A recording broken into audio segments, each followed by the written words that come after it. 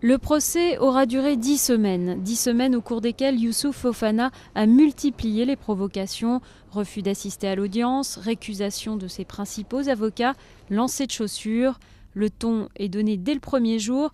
Youssouf Fofana arrive dans le box des accusés en criant « Allah vaincra » et quand on lui demande sa date de naissance, il répond le 13 février 2006, jour de la mort d'Ilan Halimi.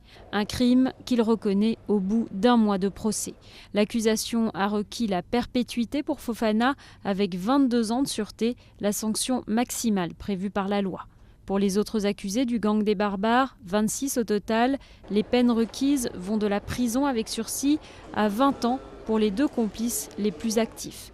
Des peines qui, pour les parties civiles, ne sont pas à la hauteur du crime. Nous comprenons qu'il y ait des différences. Nous comprenons qu'il y ait des hiérarchies. Nous comprenons que chaque accusé ayant sa personnalité, ils ne doivent pas être condamnés au maximum. Mais nous ne comprenons pas que dans une affaire comme celle-ci, qui a ému à juste titre notre pays, il y ait une telle faiblesse de celui qui est en charge de porter l'accusation. Ilan Halimi avait été enlevé en octobre 2006, puis torturé pendant 3 semaines dans une cité HLM de Bagneux dans les Hauts-de-Seine. On avait retrouvé le jeune juif mourant au bord d'une voie ferrée. En enlevant Ilan Halimi, Youssouf Fofana espérait obtenir une grosse rançon de sa famille qu'il pensait riche parce que juive.